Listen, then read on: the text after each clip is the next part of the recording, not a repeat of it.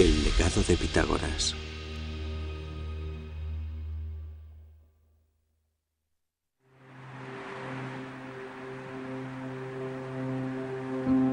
En mitad del maravilloso mar Mediterráneo se encuentra Samos, una pequeña y pintoresca isla salpicada de estructuras misteriosas. El macizo de Ámpelos alcanza los 266 metros de altura sobre el nivel del mar. Escondido entre estas montañas un túnel clandestino, cavado hace 2500 años por un pueblo ancestral. Este túnel, que tiene una longitud de 1036 metros, fue tallado de la dura piedra caliza. A pesar de que fue perforado cuando la tecnología tuneladora era inexistente, se creó como una línea recta casi perfecta. El primer túnel de la historia de estas características. Yo lo considero una proeza extraordinaria porque no tenían instrumentos topográficos, no tenían perforadoras, así que todo esto fue cincelado a mano. Y si vamos al túnel y miramos dentro, podemos darnos cuenta de lo realmente asombrosa que es esta obra de ingeniería. ¿Cómo es posible que una gente de hace 2 milenios supiese hacer un túnel lineal excavando un agujero en dos extremos opuestos de una montaña? Esta es la historia secreta del triángulo rectángulo, contada por un recóndito túnel griego de tiempos antiguos. Los triángulos de Samos.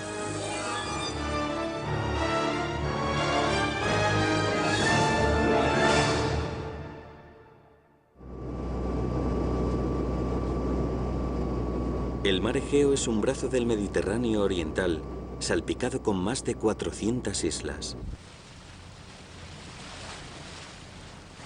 Esta es la cuna de la antigua civilización griega, y en su vía de entrada nos encontramos la isla de Samos.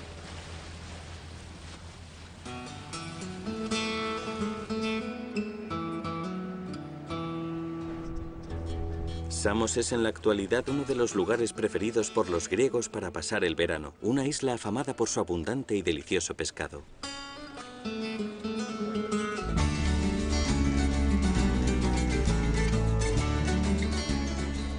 Aquí vienen turistas del mundo entero a disfrutar del sol y del profundo mar azul. La invasión de visitantes jamás se detiene. Según el antiguo historiador griego Heródoto, el puerto de la isla tenía un rompeolas submarino que servía para derrotar a posibles invasores. Desafortunadamente, hoy no podemos encontrar restos de aquella estructura. Otro de los misterios de esta isla es el Ereo, construido hace 2600 años. Samos era entonces el centro espiritual de los griegos en su culto a Hera, la esposa de Zeus.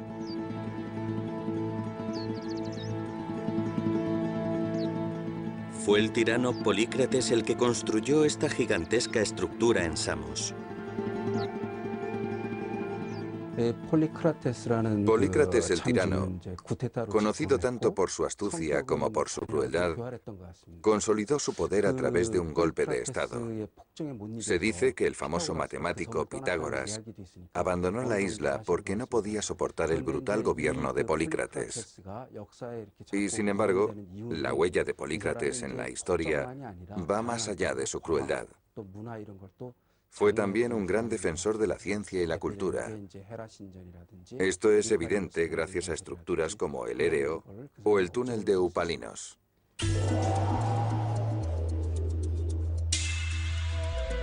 Por aquel entonces, el Mediterráneo era la ruta comercial principal para conectar 3 continentes, el sur de Europa, Asia Occidental y el norte de África.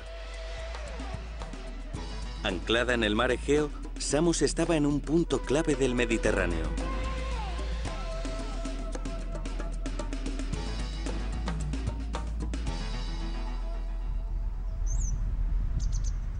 Sus altas montañas convertían a la isla en algo así como una fortaleza natural.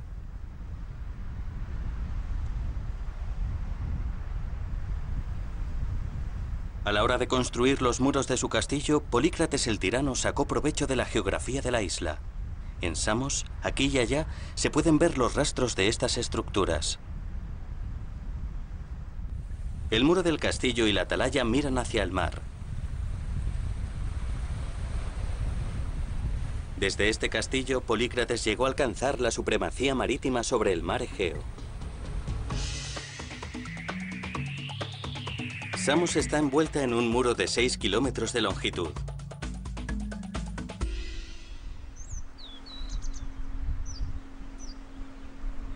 Aquí se pueden encontrar 3 de las maravillas que descubrió el antiguo historiador Heródoto. El muro del castillo nos lleva a una sigilosa entrada que nos conduce bajo tierra.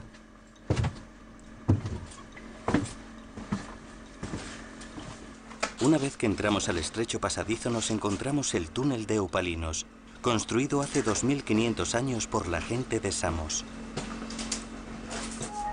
Con una altura y una anchura de 2 metros, es evidente que fue realizado por manos humanas.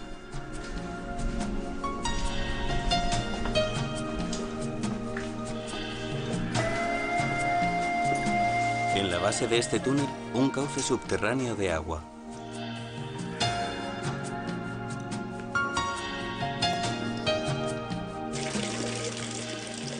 El agua fluye a lo largo de este conducto durante 1 kilómetro hasta llegar al castillo.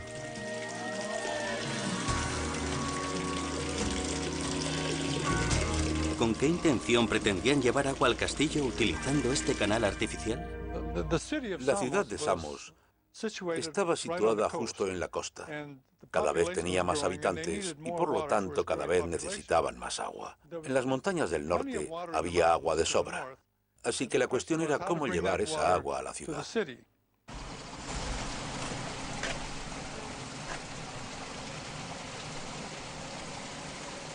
Pero para transportar agua desde el húmedo norte de la isla, tenían que superar un obstáculo importante. Justo a mitad de su camino se encontraba el macizo de Ampelos, un farallón de 266 metros de altura. Esta rocosa colina causó considerable inquietud y estrés a Polícrates. Abandonar la aldea fortificada que había dentro del castillo y trasladarse al otro lado de las montañas significaba rendir una importante ubicación estratégica. La única opción, decidió, era traer el agua de más allá de las montañas. La isla de Samos, en su época de mayor apogeo como centro comercial, fue objetivo de incontables intentos de invasión. Y en momentos de invasión es muy importante tener una fuente de agua. Si te quedas sin agua potable, no tienes otra opción que rendirte.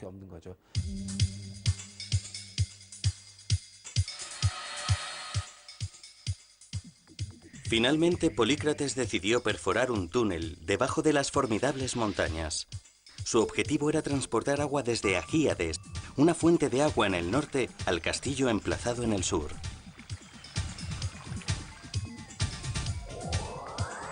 El túnel acabaría teniendo una longitud de 1036 metros.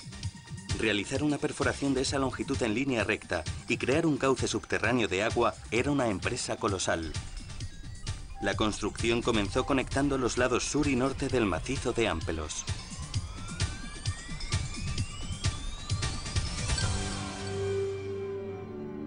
Y sin embargo no queda constancia escrita de que el túnel fuese construido hace 2500 años por el pueblo de Samos. Podemos encontrar algunas pistas, no obstante, en las técnicas de medición utilizadas en Egipto.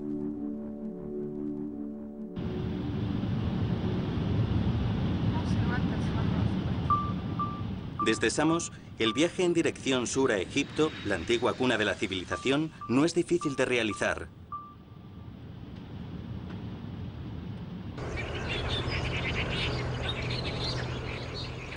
Los ríos proporcionan un baluarte para el asentamiento, dándole al ser humano la oportunidad de pasar de una vida de nómada basada en la caza a la de una civilización basada en la agricultura. El río Nilo atraviesa uno de los desiertos más grandes del mundo, infundiendo vida a la civilización en la que se convertiría Egipto. Entonces y ahora, la vida de los egipcios dependía en gran medida del Nilo. La riada anual del río Nilo traía sedimentos de la cuenca alta del río, arrastrándolos río abajo hasta transportar tierra fértil a esta tierra baldía y convertirla en un centro agrícola.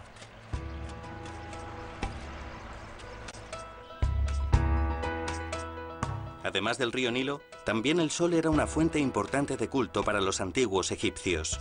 Deseaban la vida eterna y contemplaban el amanecer y el anochecer como la vida y la muerte.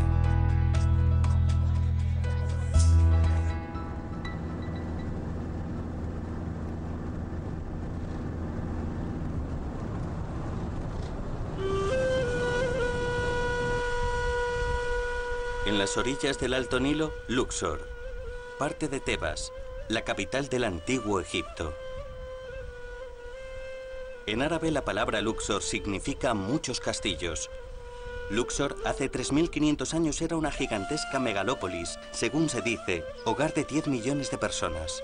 Esta era una tierra para los dioses creada por personas. Los escritos y relieves encontrados en la zona representan los deseos más preciados del pueblo egipcio.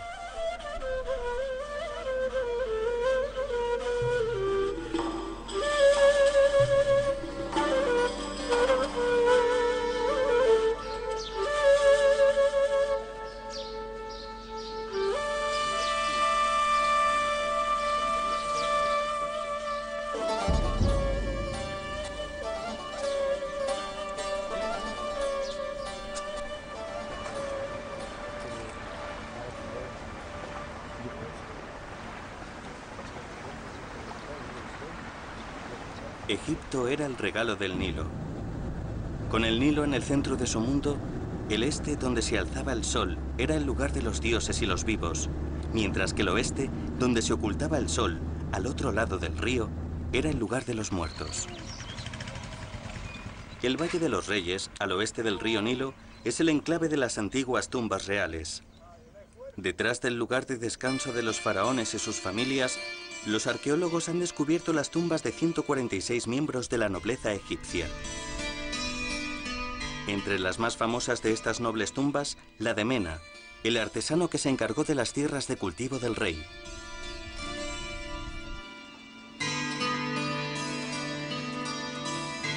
Su tumba está repleta de murales que describen su vida.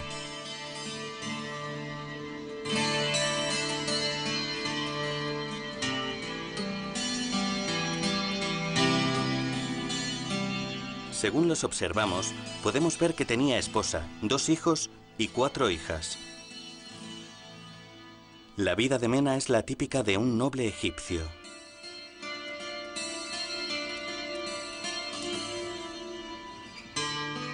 El centro de la tumba ofrece una visión panorámica de sus momentos de felicidad junto a su familia.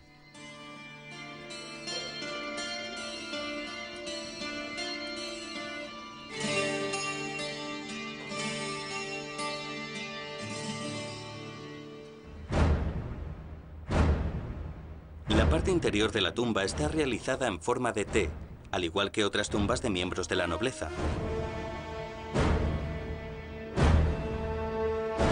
Como aristócrata egipcio, la vida de Mena era una de abundancia. El mural que retrata a gente pescando en el río Nilo, en un barco hecho de papiro, parece animado y lleno de vida. La obra llega incluso a describir detalladamente la forma en la que Mena se encomendó a Osiris después de su muerte.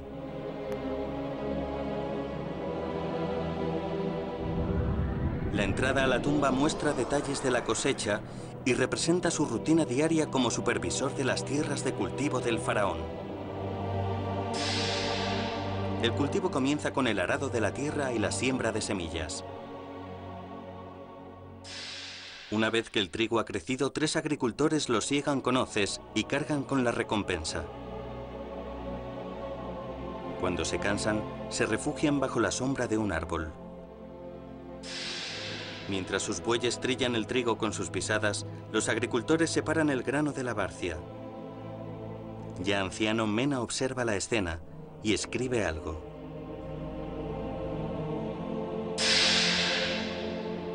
La parte superior incluye una imagen de unos hombres siendo castigados. Basándonos en las historias encontradas en estos murales, podrían ser personas que no pagaron sus tributos o tal vez mintieron sobre el rendimiento de su cosecha.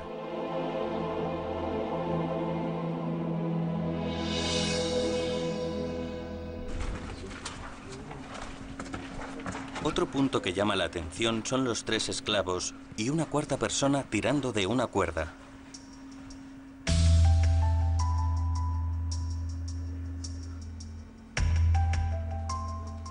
A esa persona en egipcio se le llamaba epanodopta, que significa una persona tirando de una cuerda. En otras palabras, un agrimensor.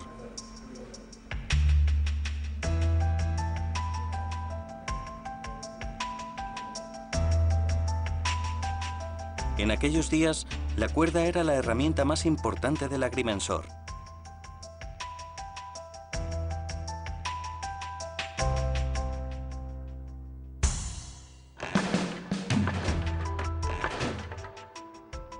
Para poder medir las dimensiones de la Tierra con precisión, los egipcios desarrollaron los fundamentos de la geometría. Llevando su recién descubierta geometría aún más allá, comenzaron a observar el cielo y empezaron a medir el tiempo y elaboraron calendarios. Aplicaron tributos basados en la cantidad de grano que se esperaba recoger de granjas, del tamaño que determinaban a través de la geometría. El origen de la palabra medición puede ser la etimología de la geometría. Geo, en griego, significa tierra, y metría viene de medida. Incluso si nos vamos tan lejos como al Asia Oriental, geo en chino se pronuncia kia, mientras kiaak en coreano significa el estudio de la tierra. En otras palabras, la medición de la tierra quedó expresada como geometría. La cuerda pudo haber sido el más básico de los instrumentos para medir longitud. Y la cuerda evolucionó hacia las reglas y los compases. Mesopotamia está considerada otra de las cunas de la civilización. Es aquí, en el sur de Irak, donde podemos encontrar rastros de antiguas matemáticas. Mesopotamia quiere decir literalmente la tierra entre dos ríos. Era el emplazamiento entre los ríos Tigris y Éufrates de una antigua civilización. A 180 kilómetros de la capital iraquí de Bagdad, en dirección sur, está Nippur, un importante centro religioso de la antigua Mesopotamia. Cuando se descubrieron estas reliquias, tuvimos la oportunidad de acercarnos un poco más a la civilización mesopotámica. Aquí se hallaron más de 50.000 tablillas de arcilla. El papiro, usado frecuentemente en Egipto, no duraba mucho. Pero las tablillas de arcilla sí poseían una mayor durabilidad, por lo que se convirtieron en fuente principal de conocimiento sobre religión, ciencia, leyes y otros aspectos de la antigua civilización.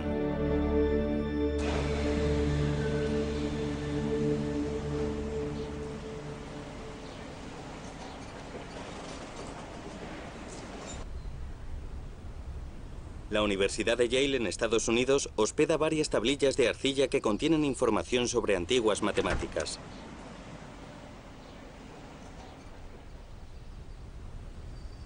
Una de ellas es una placa etiquetada IBC 7289.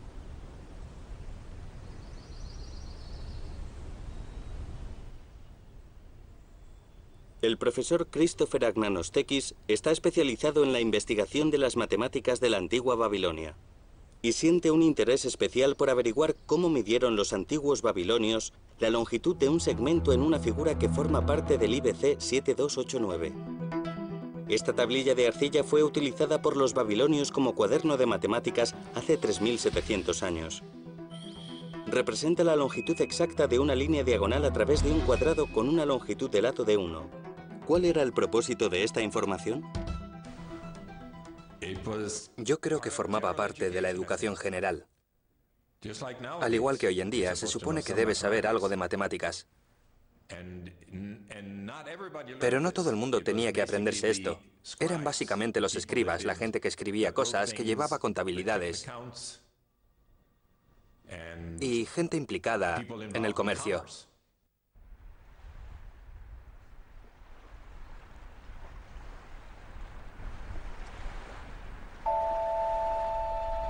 De vuelta en Grecia, en la isla de Samos hay algo que nos revela el conocimiento matemático de este pueblo antiguo. Es el mismo Ereo. La UNESCO reconoció las ruinas de esta amplia estructura de hace 2600 años como patrimonio de la humanidad. Para llegar a construir un monumento tan gigantesco como este, los antiguos habitantes de la isla de Samos necesitaron tanto técnicas de medición como conocimiento matemático. Utilizando técnicas de infografía podemos imaginar el aspecto del éreo cuando fue construido.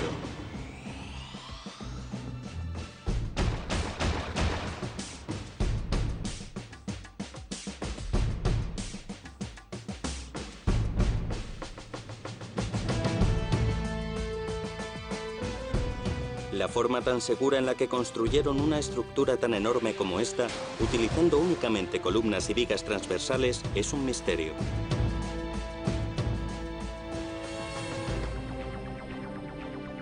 En Samos comenzaron la tarea de 15 años de perforar el túnel de Eupalinos.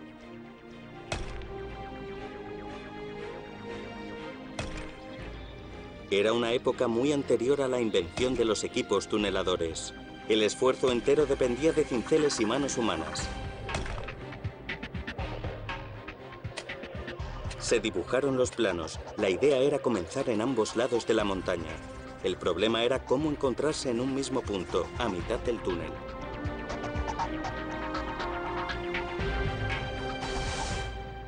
Bueno, nadie está muy seguro de cómo lo hicieron. Una de las suposiciones es que lo consiguieron utilizando el método de Herón. Si trabajas con el método de Herón, se necesita muy poca geometría. Tienes que conocer el concepto de semejanza de los triángulos rectángulos y un método preciso de construir ángulos rectos. Para crear un túnel comenzando en ambos extremos, utilizaron el concepto de semejanza de triángulos rectángulos. ¿Qué sabía este pueblo antiguo sobre los triángulos rectángulos? Triángulos con un ángulo de 90 grados. El conocimiento humano se extiende a través de la palabra escrita y así se traslada a generaciones posteriores. El papel que lleva la palabra escrita viaja a través del tiempo y su pasajero es el conocimiento. Existe de hecho una pequeña parte de un papiro que milagrosamente ha viajado a través del tiempo. En 1858, Henry Rind, un coleccionista de antigüedades, compró un rollo de papiro en Tebas, Egipto.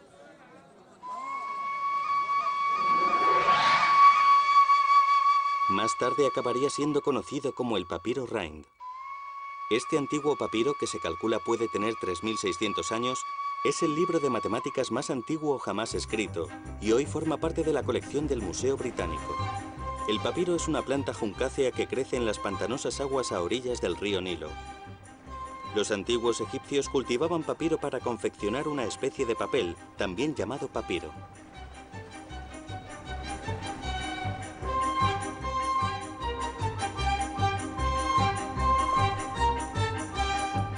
Para fabricar esta forma temprana de papel, los egipcios recogían los tallos de papiro, los deshilachaban y los deshacían.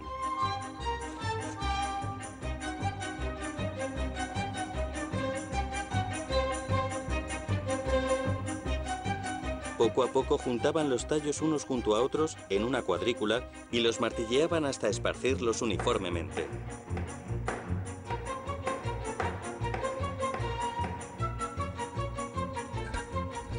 Los colocaban en marcos como este para después dejarlos debajo de grandes piedras donde se secaban. Una vez seco y aplanado, el papiro estaba por fin preparado para escribir en él.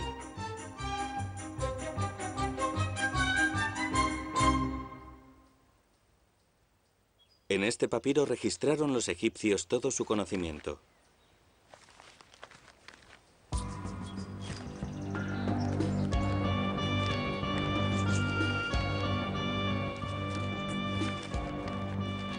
El papiro Rind está escrito utilizando una escritura hierática determinada por la tradición religiosa y no por los más comúnmente conocidos caracteres jeroglíficos. El escrito comienza diciendo: esto está copiado de un libro de matemáticas escrito hace 2 siglos por el escriba Ames. El papiro contiene 87 problemas matemáticos y sus respuestas.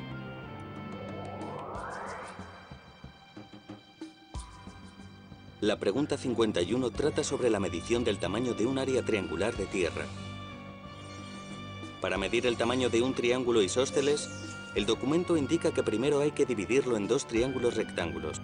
Posteriormente se desplaza uno de los triángulos rectángulos resultantes hasta crear un rectángulo. Hace 3.800 años ya había gente que sabía esto. Se puede medir el área de cualquier triángulo dividiéndolo en dos triángulos rectángulos. Un triángulo rectángulo te ofrece casi toda la información que puedas necesitar sobre triángulos. ¿Qué motivaba a este pueblo antiguo a entender los triángulos?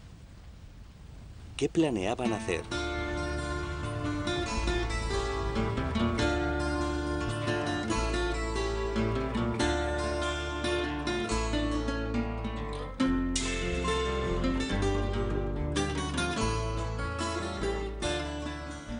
Junto a Samos, Mileto era una de las ciudades-estado más desarrolladas de la época.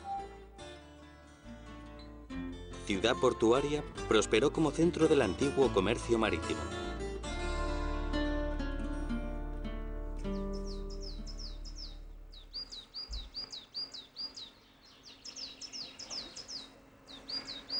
Pero este antiguo y floreciente puerto ha dejado de ser una ciudad portuaria. El sedimento del río Menderes fluyendo hacia el mar Egeo fue cubriendo gradualmente el suelo del fondo marino situado junto al puerto, convirtiéndolo en totalmente inservible. Sin su puerto, Mileto ha dejado de ser la antigua gran ciudad que llegó a ser.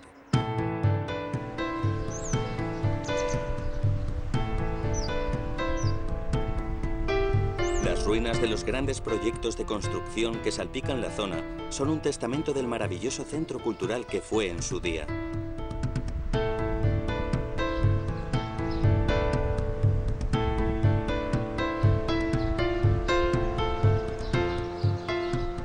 Como centro de comercio del mar Egeo, Mileto disfrutó de riqueza y prosperidad.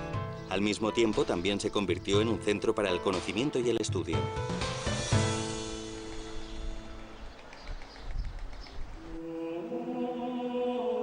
Tales, un erudito, a menudo considerado el padre de la filosofía, nació en Mileto. Era un rico mercader que estudió matemáticas y astrología en Egipto. Cuando en el año 585 a.C. predijo un eclipse solar, la gente se quedó atónita.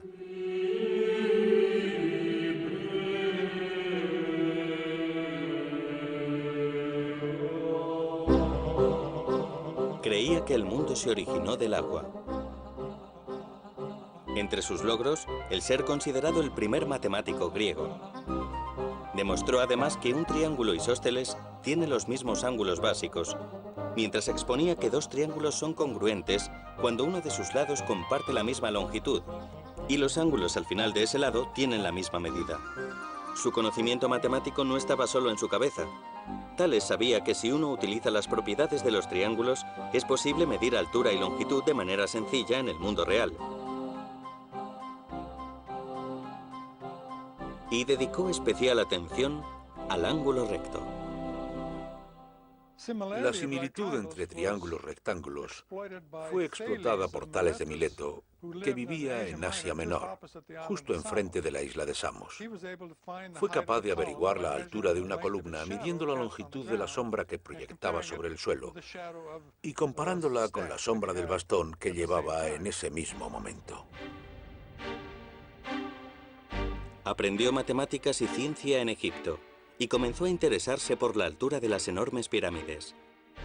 ¿Cómo podría medir la altura de estas pirámides?, se preguntaba. Los egipcios de aquella época habían construido las pirámides, pero no sabían que se podía medir su altura utilizando un triángulo en vez de directamente medirlas físicamente.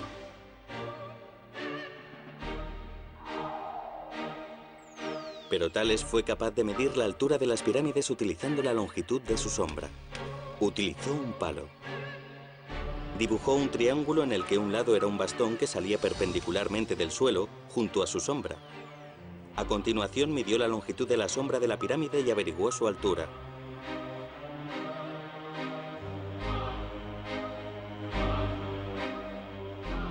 De esta forma utilizó los principios de los triángulos rectángulos para una aplicación práctica. Muchos en aquella época comenzaron a sentir auténtico interés por los triángulos. La pregunta número 56 del papiro Rhind, el libro de matemáticas más antiguo de la historia, tiene que ver con las pirámides. La pregunta trata sobre un triángulo. con sus lados formados por una base cuadrada y la altura de una pirámide. Si transformamos la escritura cursiva en jeroglífica, se leería así.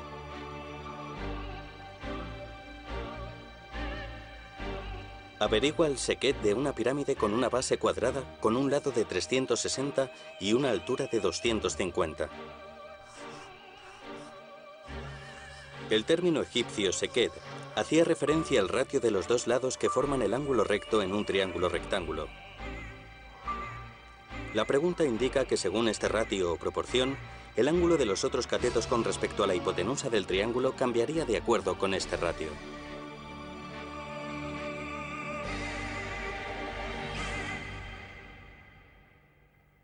Bueno, las bases de las pirámides egipcias son cuadrados, así que ahí se utilizan ángulos rectos.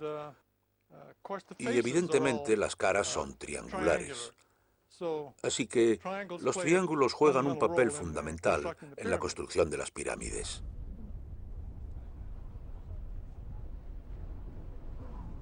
La pirámide ha convertido sus monumentales fachadas triangulares en un símbolo de la herencia cultural del antiguo Egipto y continúa siendo una de las estructuras más importantes de la historia del hombre. Combinada con su construcción está el conocimiento matemático de los antiguos, especialmente su información sobre los triángulos.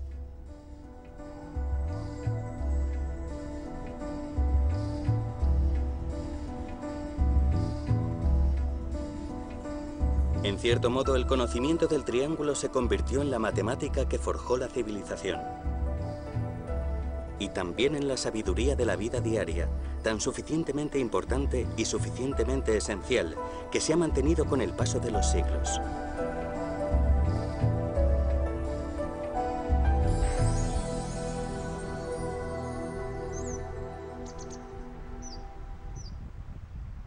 Hace 2 milenios y medio, Polícrates, el tirano, decidió perforar un túnel desde sus dos extremos.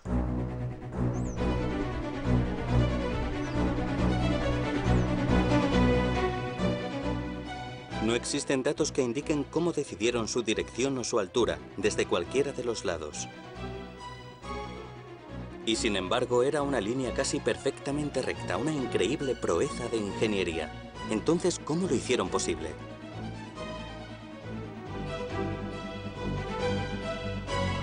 $500 años después de que se construyera el túnel, Herón, que creó muchos instrumentos de medición, plasmó en su libro una hipótesis interesante.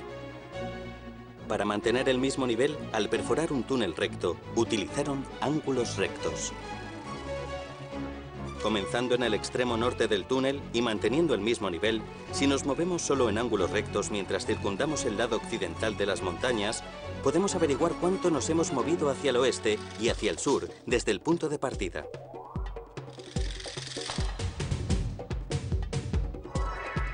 Utilizando este método, uno puede dibujar un delgado triángulo rectángulo. La hipotenusa se convierte en la dirección y localización del túnel.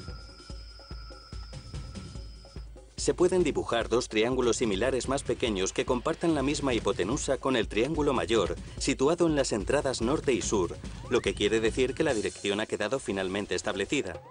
Los trabajadores del túnel tomaban como referencia las marcas de los triángulos y luego horadaban en línea recta.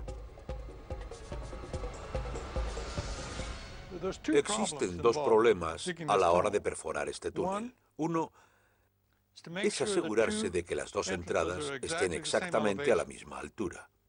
Ese es un problema. Una vez que has establecido estas entradas, el segundo problema es encontrar la dirección en la que debes perforar. Así que tenemos dos problemas independientes. El método de Herón solo aborda el segundo problema.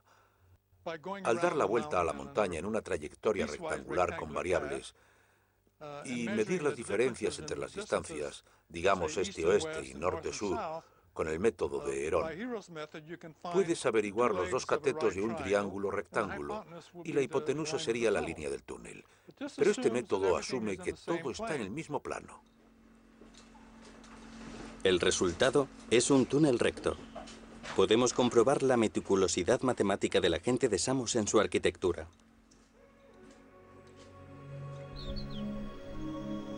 Cuando observamos el templo ereo de la isla, encontramos en las formas de las rocas los rastros de triángulos rectángulos utilizados para la construcción de estructuras. El ereo era 4 veces mayor que el Partenón. El secreto reside en las habilidades matemáticas de la gente de Samos y su destreza para dar forma a las rocas.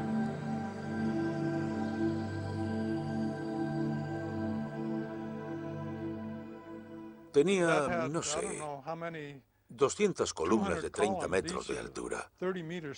Y no solo en Samos. También se construyeron templos semejantes en Asia Menor, Éfeso y otros lugares.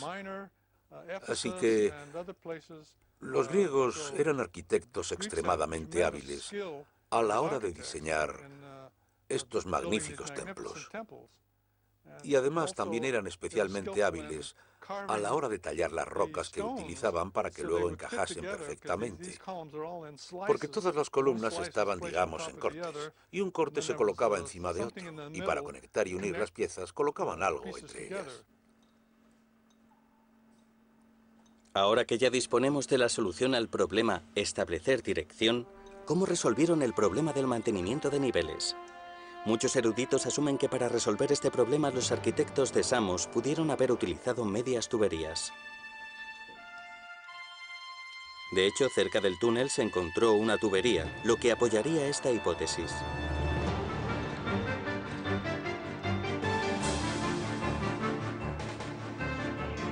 El túnel era un cauce subterráneo de agua. Mantener un nivel de profundidad consistente para asegurarse de que el agua llegaba a la fortificación sur era muy importante.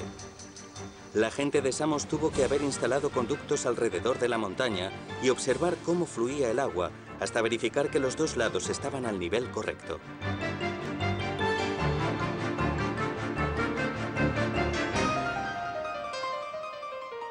Incluso para los estándares modernos, el punto de encuentro a medio camino de este túnel es bastante exacto.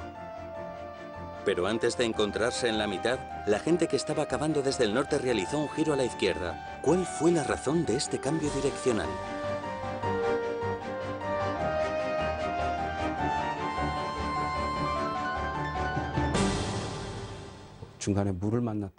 Es posible que se toparan con una corriente subterránea o que diesen con roca dura, pero el ángulo parece bastante intencionado, así que parece que lo diseñaron así. Su intención pudo haber sido asegurarse de que se iban a encontrar a mitad de camino del túnel que estaban cavando desde el otro extremo.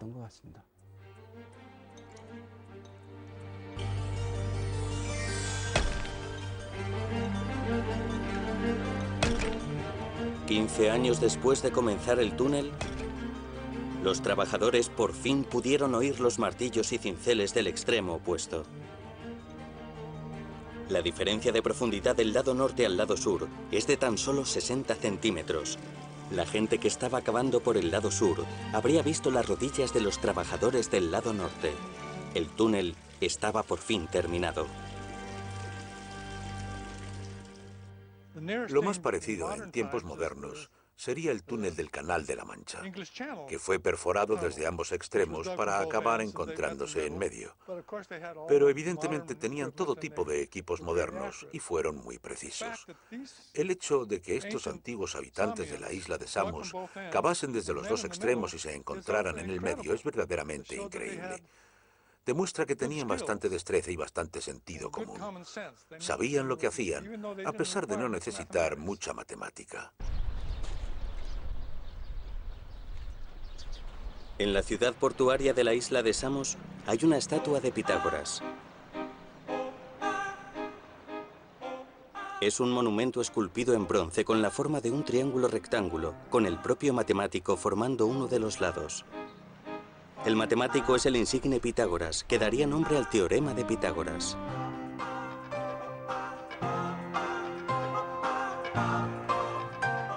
La gente antigua encontraba ley y orden en las características del triángulo. El triángulo no era una mera figura de 3 lados, sino una forma trascendental de la que fluyó el conocimiento de la matemática. Y cuando finalmente indujo al teorema de Pitágoras, uno de los descubrimientos matemáticos más importantes de la historia, fue como si ante ellos se hubiese abierto un nuevo mundo.